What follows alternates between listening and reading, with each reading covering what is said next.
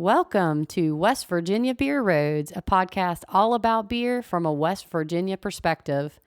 I'm Erin McCoy, here with my podcast partner, Charles Bachway. Well, Erin, we're back in Huntington, West Virginia again to visit one of our favorite brewers, who's also one of our favorite guests. Right, Charles. We are here today with Jay Fox of the Peddler Brewery. Jay's been the Peddler's head brewer since it opened in 2017, and Jay's brewing accomplishments are remarkable. He's shown a mastery of not only standard beer styles, such as blondes, IPAs, and stouts, but he's also recognized as among the state's most innovative brewers. Yeah, one thing that we dearly love about Jay is he's a master of beer names. I know we've talked about this plenty in past podcasts we've done with Jay, but it's always a challenge for a brewer to come up with a clever, interesting name for their beer, since the typical small craft brewery these days can make scores of different beers over the years. Yeah, and they're not just great beer names, but they're also very good beers. Oh, so true. Well, let's get moving into today's interview with the creative and unique personality of our friend Jay Fox, head brewer at the Peddler in Huntington, West Virginia. Jay, welcome back to West Virginia Beer Roads. Thank you for having me, and I appreciate all you all do for the West Virginia beer culture, for sure. Well, Jay, how have things been going for you and the Peddler recently? Phew. We've been busy. Just trying to keep all of our flagships going. I feel like we got way too many because I like to innovate and do new things. So just trying to get everything or get new beers into our rotation has been a little bit difficult with things going. Things are going well. And a special treat, Jay, for Erin and I, just before we started this podcast, you took us over to a place where I call it like a warehouse almost, because there is a bunch of brewing equipment stored over there that I know I'd heard about. You told me a couple years ago maybe that, you guys had bought some brewing equipment. What's going on with all that? I mean, are we... the secret lair. It is a secret lair with all the goods. I mean, it was big stuff. It wasn't like just a small, brew pub kind of equipment. Yeah, so we bought out a brewery in Baltimore and got a 20-barrel brew house and several 40-barrel fermenters, and that's the idea. Like trying to find time to get down there and get everything set up. Things sort of took a turn, like when Jamal left us. I'm sad that he left, but I'm happy for him. But that slowed us down on getting things going. Yeah, because you had Jamal well trained here as your assistant, and he'd been doing a good job with the brewery here in the brew pub. But yeah, I understand what you're saying now. Finding somebody maybe to fill that space so that you can get over there and work on the new equipment. We'll see. Yeah. So we had a third guy, Woody. And he has moved into Jamal's position, and he's doing a great job. But good. We're just trying to get the time to get over there and get things going for sure. We're excited though. Well, it was exciting to see all of that. I mean, you're certainly prepared in terms of equipment. I believe you've got probably everything you've ever wanted as a brewer. Yeah, it's going to be a little bit to get it set up and get everything figured out, and every piece of equipment's a little bit different. So sure, well, that'll be part of the fun. Yeah, exactly. I enjoy that stuff. Well, it's been over a year since we've talked with you, so Is it really? Yeah. Wow. Isn't that crazy? Yeah. So I'm curious to hear how you see Huntington's support trending for craft breweries here in the spring of 2026. It's been good. Mostly the same places that, have done craft beer are still in the forefront for sure. The beer drinking community is seems like it's shrunk a bit, over the years. People are getting healthier, and I don't know. Us old folks are still drinking beer and supporting local breweries for sure. Well, that kind of goes into the last part of that question for me in terms of the market itself, changing through the years of the Peddler. Yeah. I think West Virginia is fairly isolated nationally, but we definitely see ups and downs with sales. But overall, I think we're still on an upward trend for sure. some months are rough, but dry January is always a I'm fun sure. one. Through February, I would think, Yeah. with weather and Yeah. that all plays in. Yeah, for sure. Well, Jay, before I get into the weeds of your beer making here in kind of early May, I see you've got a beer sample out for us to try. So why don't you introduce it so we can drink it and then we'll talk about it. Yeah, I guess this one's a little bit more wintry, but we're coming out of the cold, thank goodness. And this is a dark Czech lager that we called Sanity Czech. Looks intimidating, but very approachable, very drinkable. Got some good malty backbone there with just enough hops to cut it.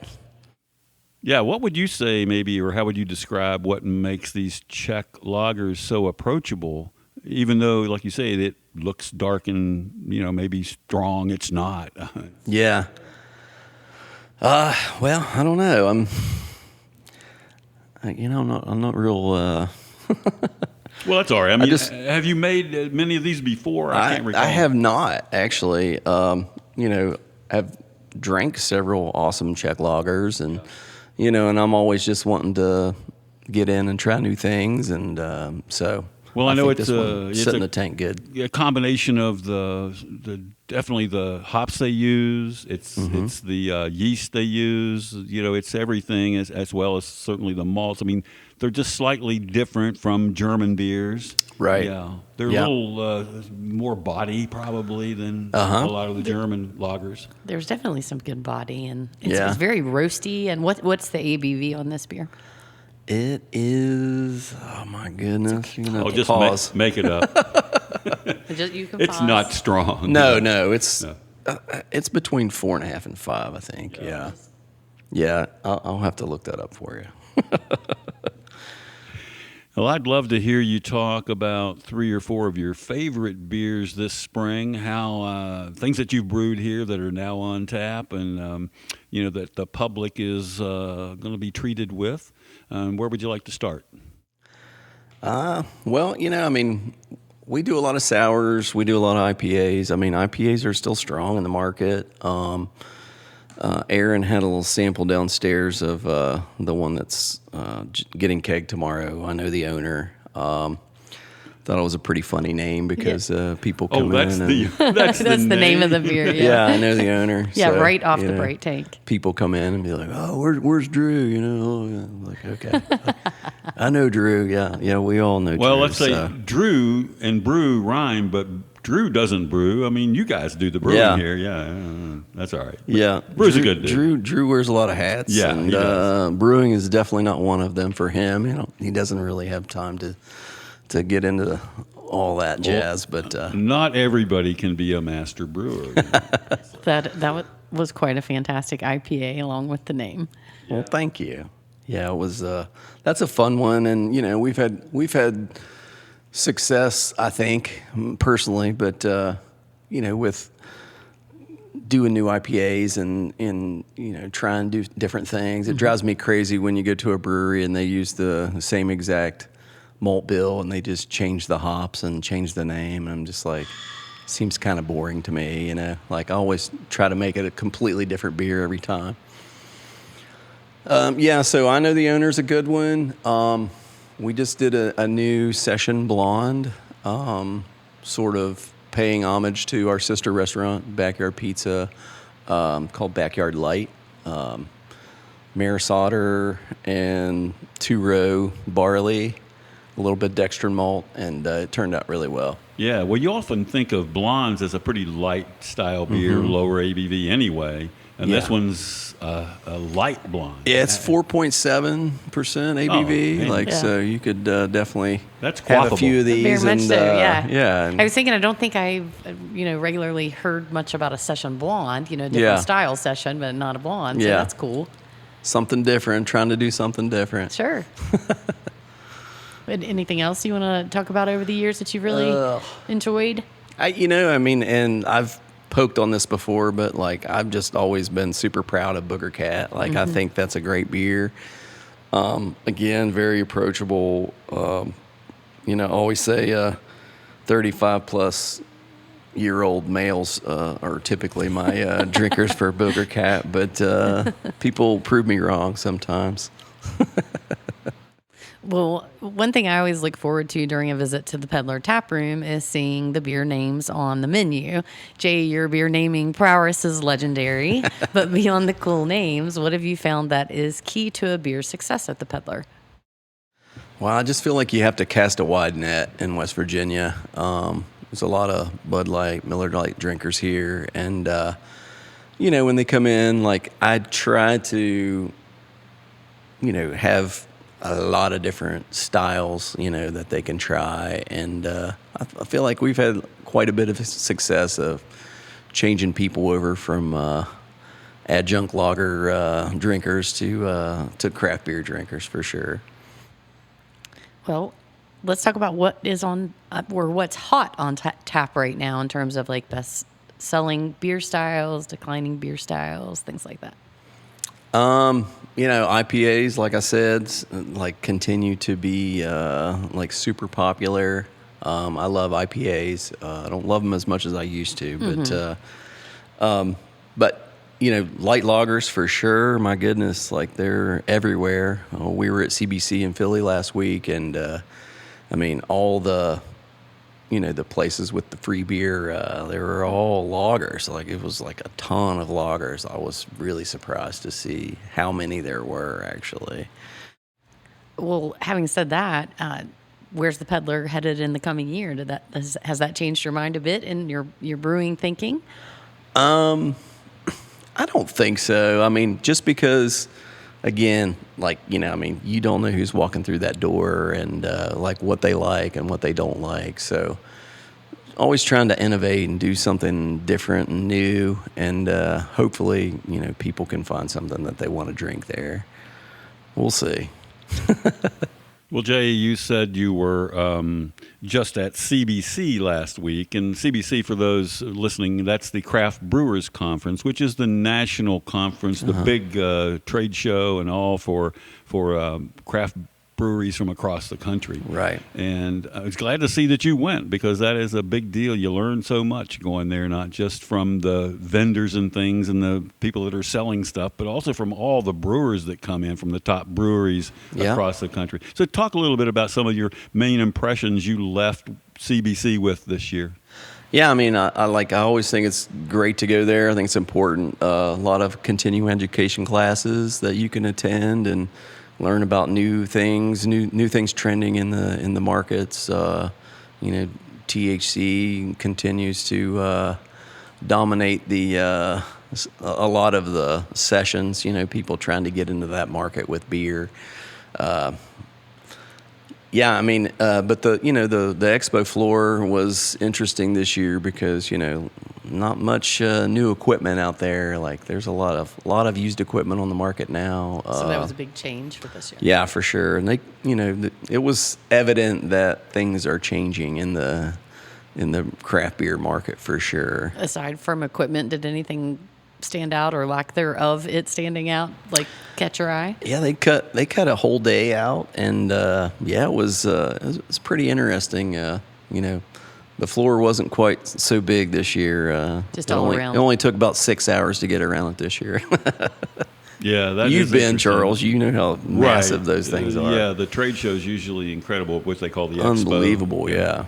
Yeah. But, it shortened a little bit this year, yeah. and I think that shows a concern across the craft brewing industry that, there's been a small decline in sales across the country.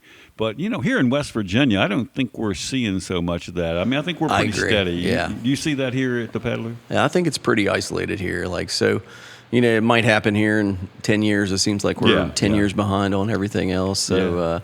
So maybe I'll be retired by then. I doubt it. But Well, has the Peddler developed a regular bar customer contingent?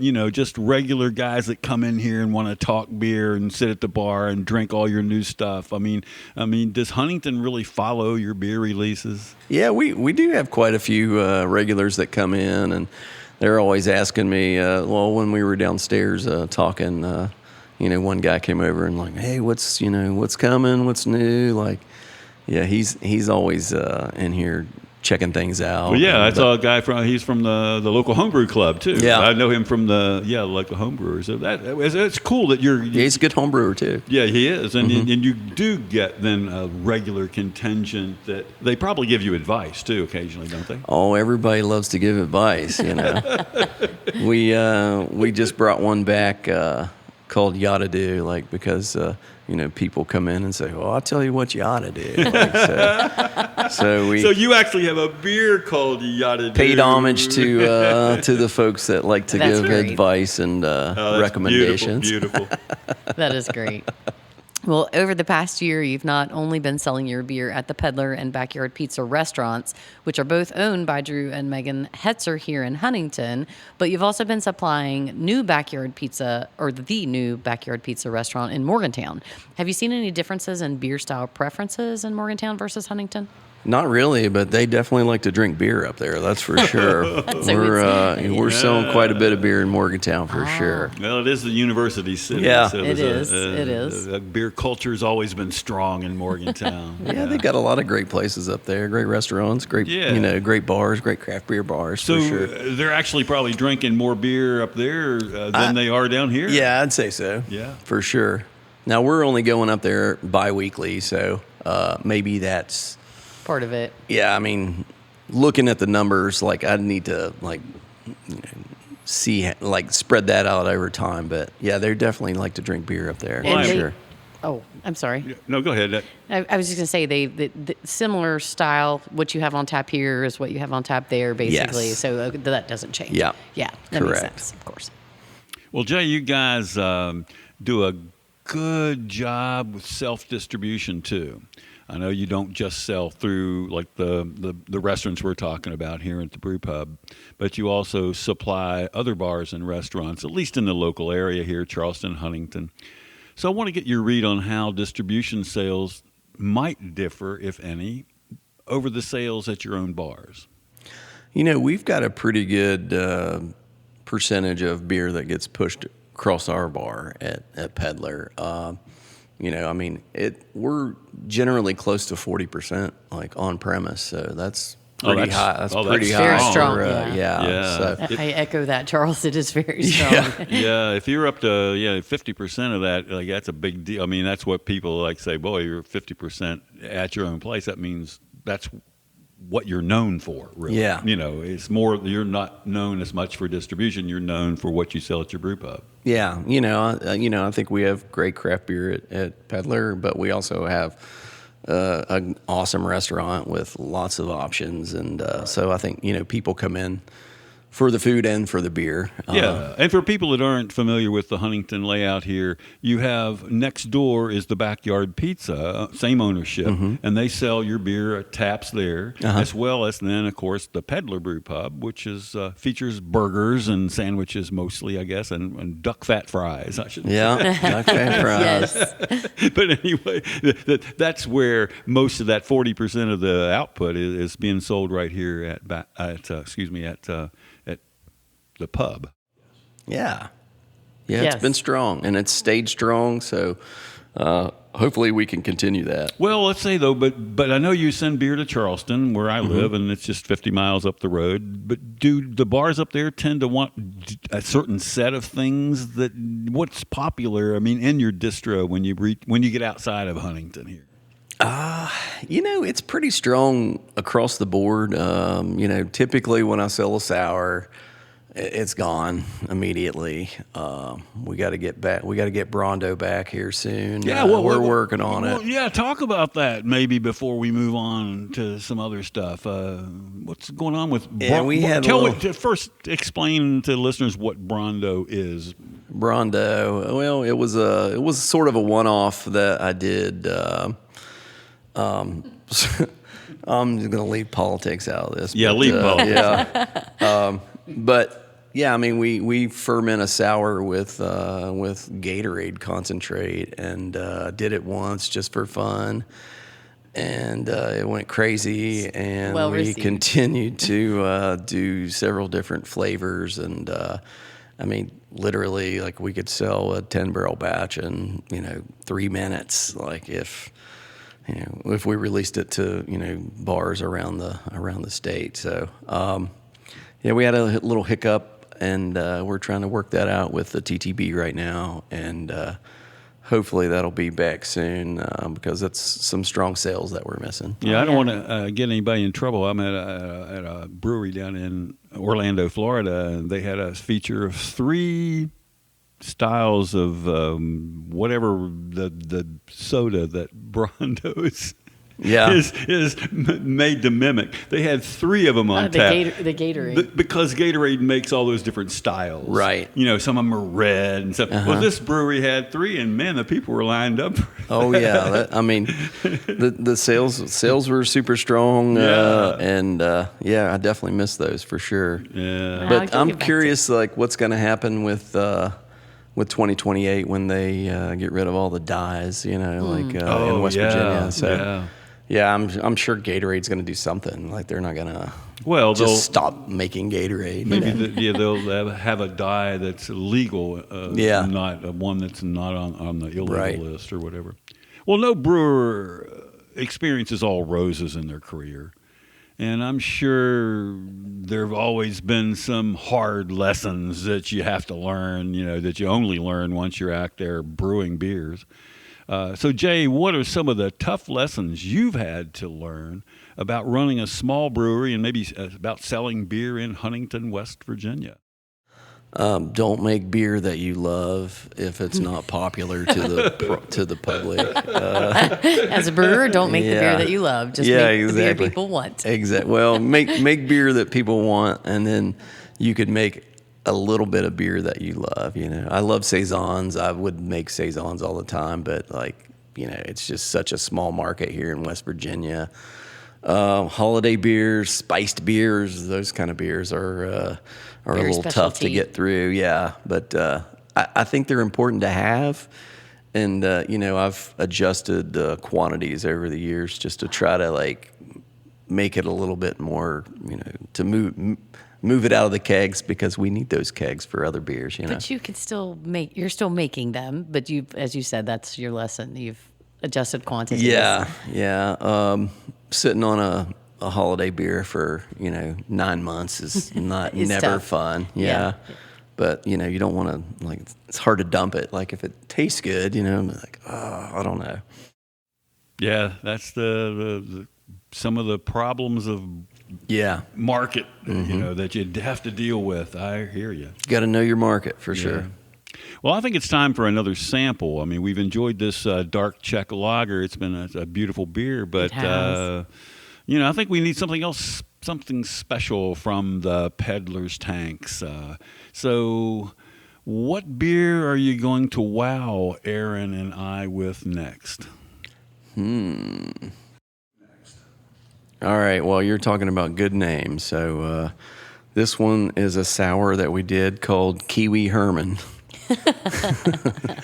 All right. So there's obviously kiwi, but I'm a big fan of doing the kettle sours the old way. Some of these new yeasts that are available that create lacto during fermentation, I feel like they're missing something. I don't know, I don't know. I feel like it's sort of a shortcut. So this is a bright kettle sour, and we added some golden kiwi puree. Oh my goodness! I bet that was expensive. It actually, we got this stuff from Amaretti, and I think they do a really good job with their products. Yeah, that's Amaretti is one of the major suppliers of fruit flavorings or fruits for beers. Yeah, and and generally they're more highly concentrated than some of the purees that you get from like Oregon fruit or something like that. Yeah. I tried this puree at CBC last year because it had just come out, and I loved it. I was like, we have to do a sour with the kiwi Herman. Yeah, and you see, folks, that's why brewers do go to these craft brewer conferences, because you go to those trade shows and you see so many vendors and you get to sample so much stuff and talk to them about products and this and that. I mean, and you get ideas. Yeah. and I'm a talker, so I like to chat with people when I'm there. Well, let's talk about Kiwi Herman. Right. Kiwi Herman. Yeah, like so. We fool around with our base recipes for kettle sours, and again, like I think that it's important to make different beers. I mean, you sort of get a equation that works, but changing the malt bill for every beer, I think is important. Okay. Super bright, easy drinker.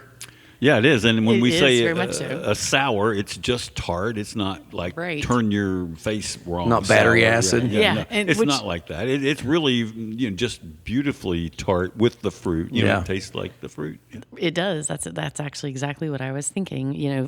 Important kind of note for people that are new to craft beer. I think they hear sour beers and think, oh, I'm not. Yeah. Wow, that maybe is a turnoff just because of the name, but it isn't sour. It's actually, like Charles said, it's lightly tart and just really easy to drink. Very light and crisp. So, Jay, how would you describe the profile of your tart beer customer? Like the people that really get into these Kiwi Hermans and the many others that you do, and we love the beer names you come up with. I generally try to shoot for around 3.4 on the pH on a sour.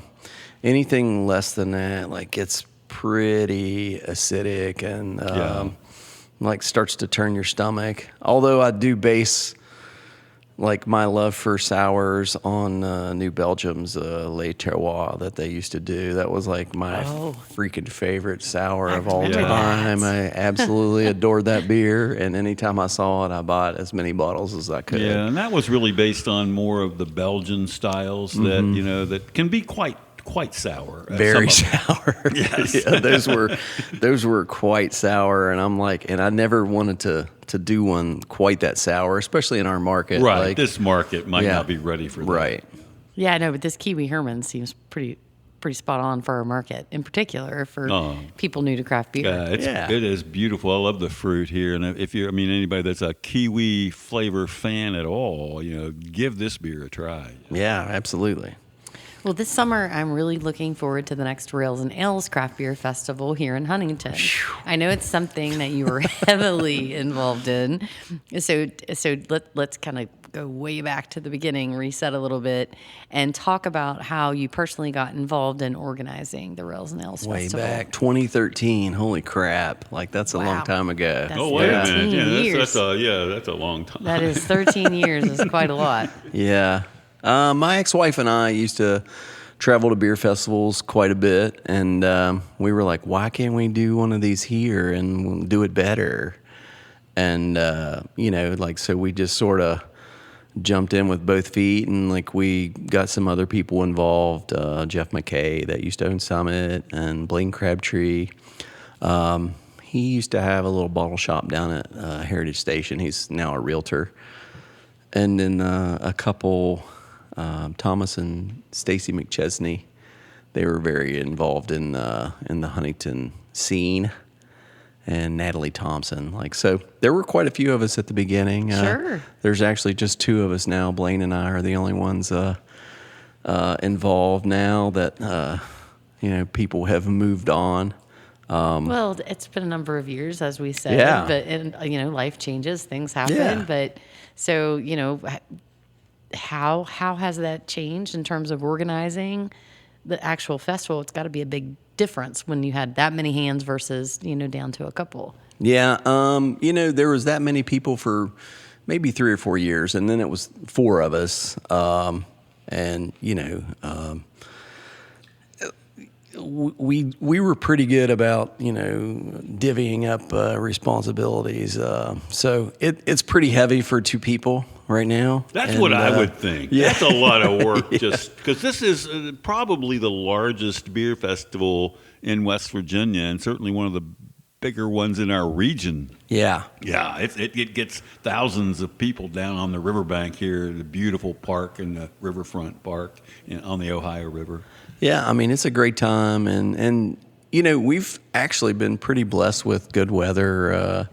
not super hot. I think there was just a couple years that it was just ridiculously hot, but a lot of years there was in the 70s in late or in mid August, which is insane. Yeah. Well. Yeah. It's always the second Saturday. Second Saturday in in August. August. Yeah. Yeah. Well, even beyond the weather, just the organization and planning that goes into not just the event itself, but the volunteers that you need to pour beer and be part of the absolutely. event. That's got to be just tremendous, a tremendous amount of work, I would expect. Yeah, and Blaine's wife, Kelly, she does an amazing job with the volunteers, and she organizes all that.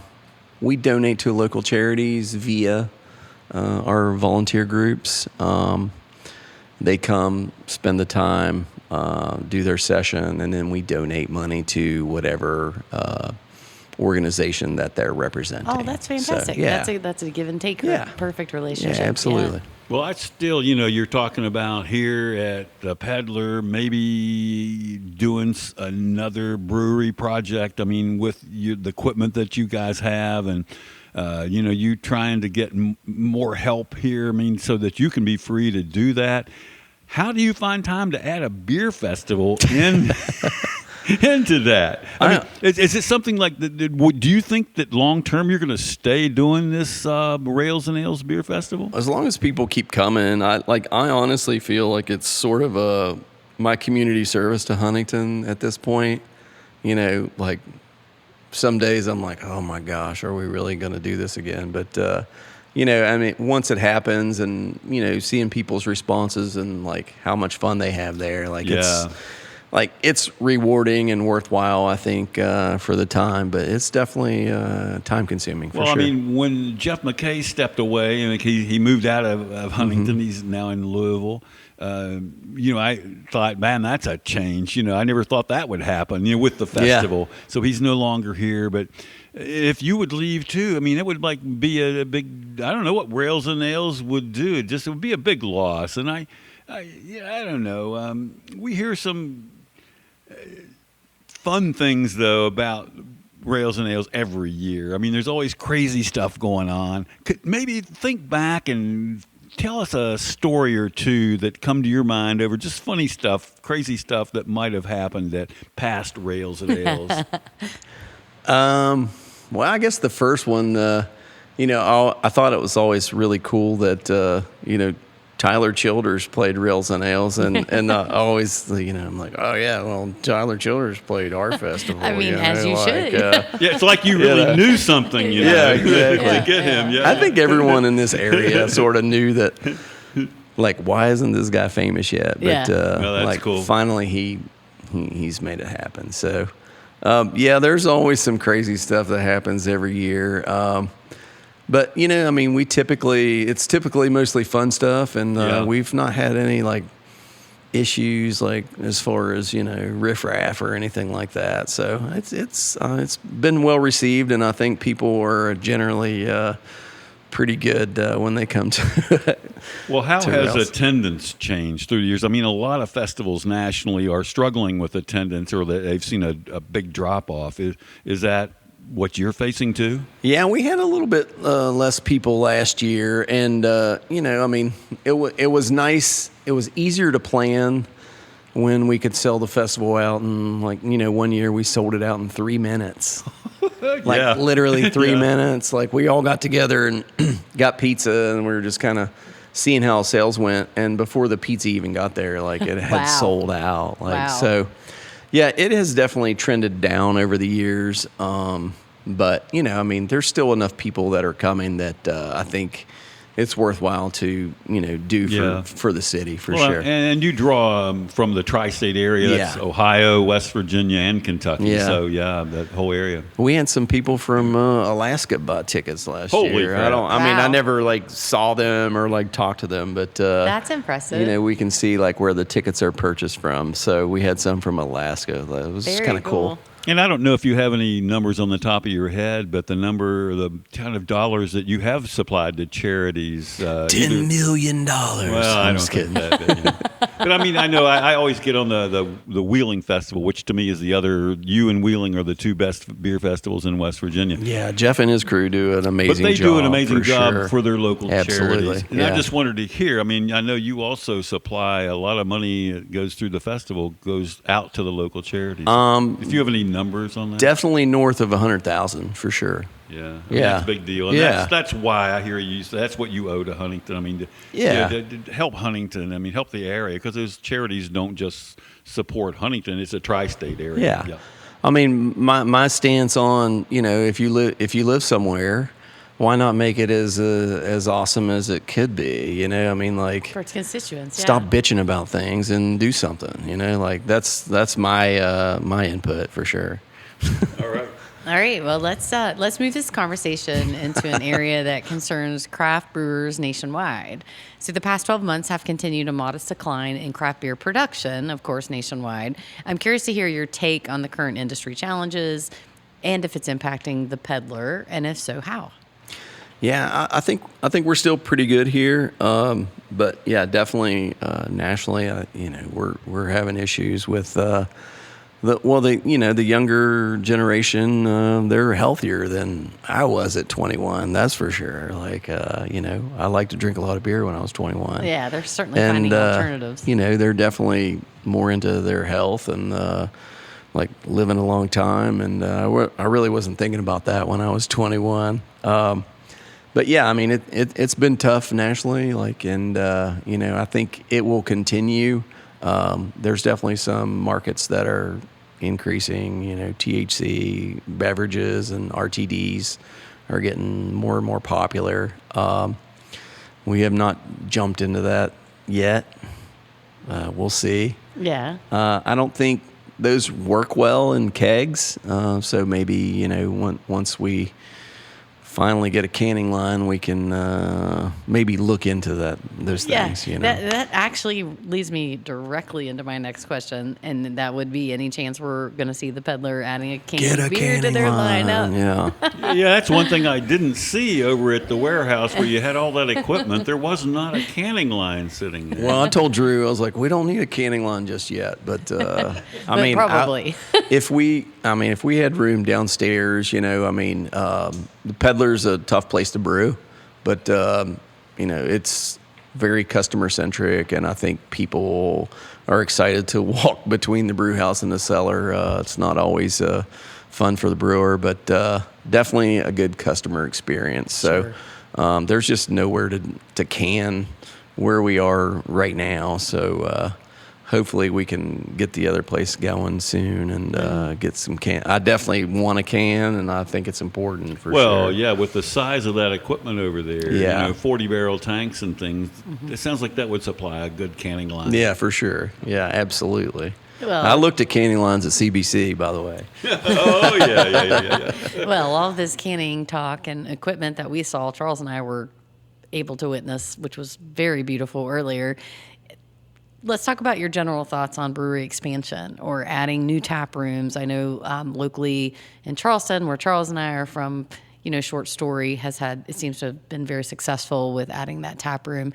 What are your thoughts on that type expansion and or tap room focus? Yeah, I mean, super smart. Aaron and Mike and Abby have done an awesome job. And, keep the money for yourself. And, if you can pass it across your own bar, you're definitely going to make more money than selling it to another place. And I think they've done an awesome job. And I would love to do that at some point. And we're looking at Morgantown.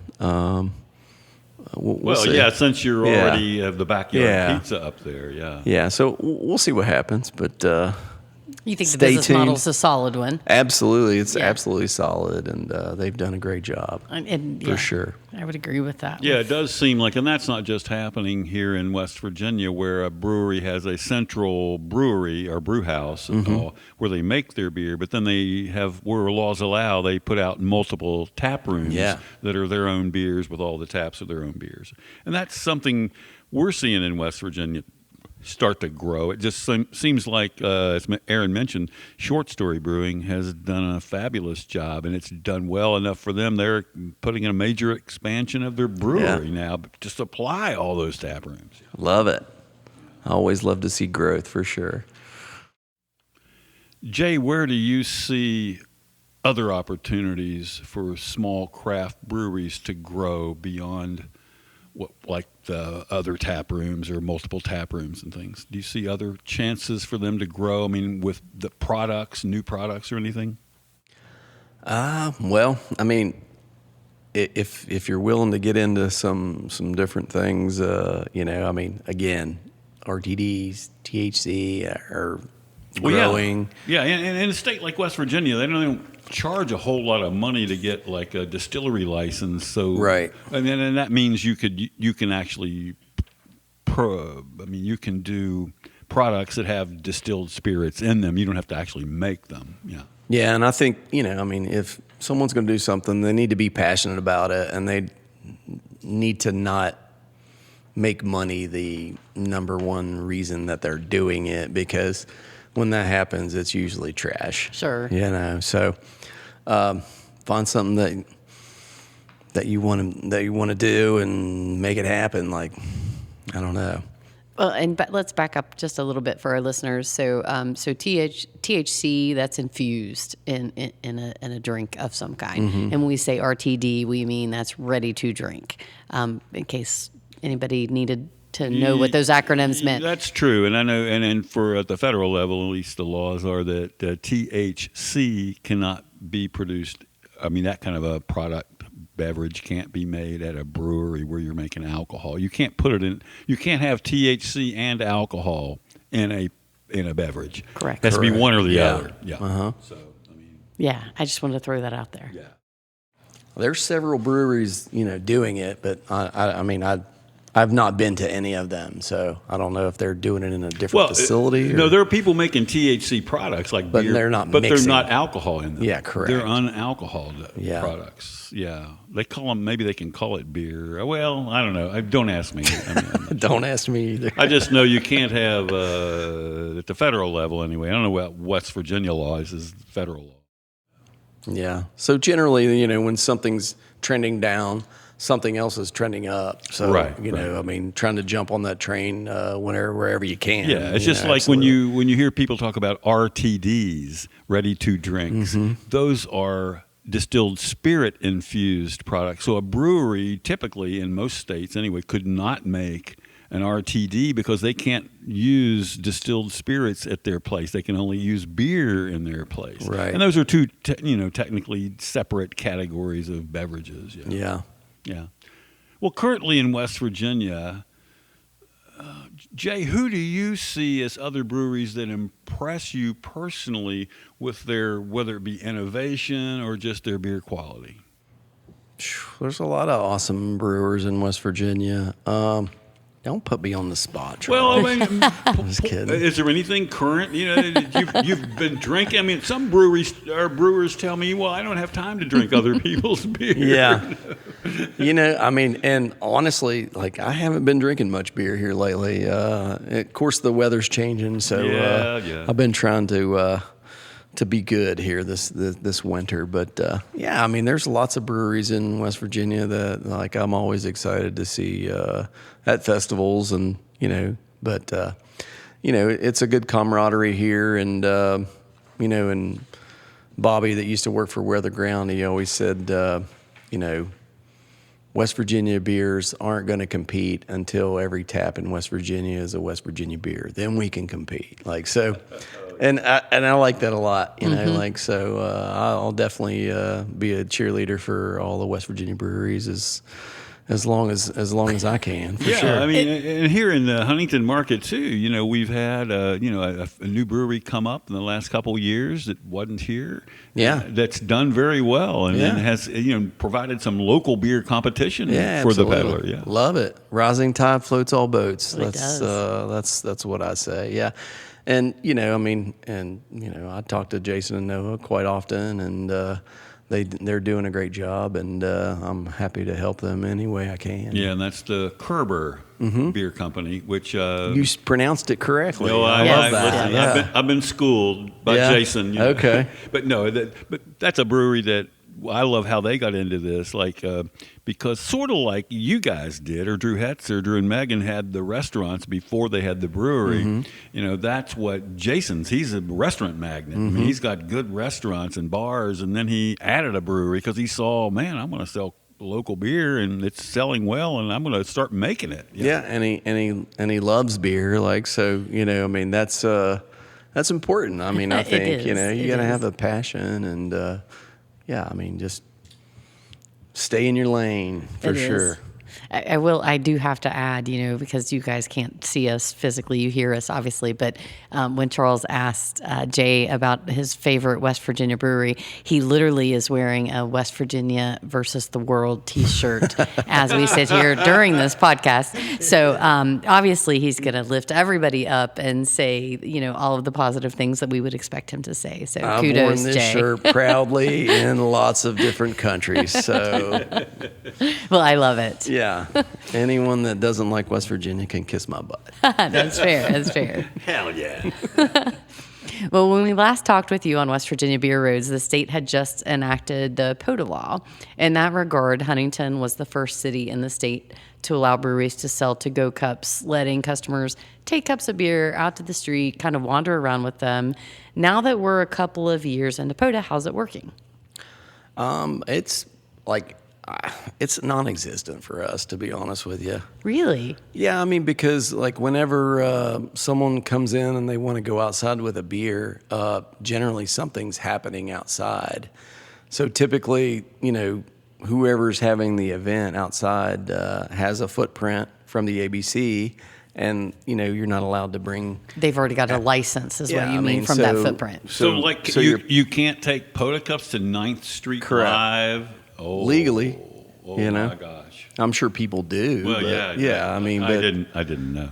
Yeah, I mean, I think that's definitely an issue. So it's a license upon license issue Yeah. in a way. You've got your POTA license, but then you have a special event license that Correct. interferes with the POTA license from one of your customers Correct. that wants to go to that event. Yeah, because typically if you have a special event license outside the street and there's a designated area marked off by Right. the alcohol beverage Wow. people, the control group, and that means then you can drink in there, but you can't bring outside Correct. alcohol in, and that defeats the whole purpose of POTA. Correct. does. So we Yeah. have the So, POTA district. so we honestly a lot of times we won't even sell POTA on special event days, just because. Wow. We don't want them to get in trouble. Wow. We don't want to get in trouble. It seems like a so. districting issue in terms of where the POTA Yeah. physical location is and the special licenses. They shouldn't overlap, I would Correct. think, right? Yeah. So, yeah, I mean, it's just one of those things that hopefully will get worked out in time, but right now it's kind of silly. Yeah. So essentially, that answer to now that we're a couple of years in, well, it only works if there's not a special event. Yeah. And then how many people are just, hey, I'm gonna drink a beer walking down the street. I mean, how many of those people Right. are out there? It's Like, generally not going to be many. during an event. Yeah, exactly. Yeah, I didn't Yeah. realize that. Yeah. Kind yeah. of. Oh, okay. I mean, I'm That's assuming tough. that it's the same in Charleston. I mean, but I don't think that it's this. I mean, I am not a licensing expert, Yeah. obviously, but Neither our am I. POTA district.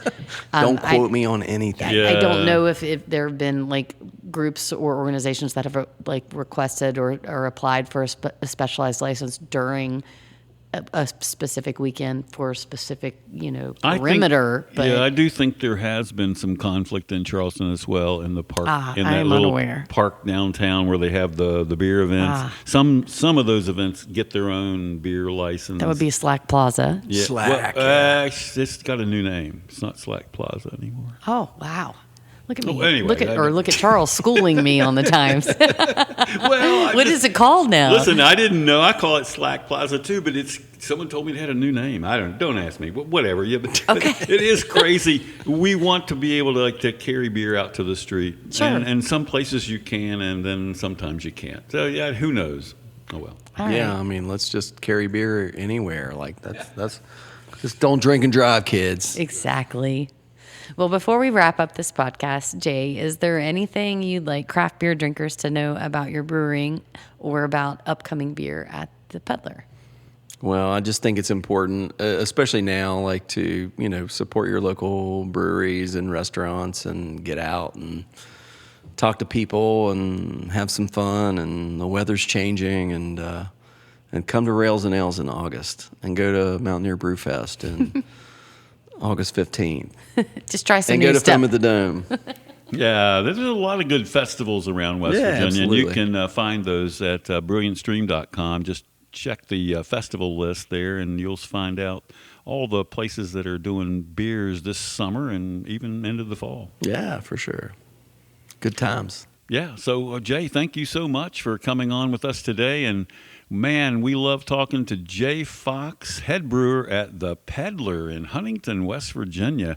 Aaron, we always have a good time here. We always do, and it's always a great conversation, and we always learn something. So cheers. I appreciate you guys. Thank luck. you so much. Good luck in the future. Thank you. This brings us to the close of another podcast. Remember, you can subscribe on Apple, Spotify, or your favorite podcast host. Thank you for listening to West Virginia Beer Roads. West Virginia Beer Roads is a production of BrilliantStream.com.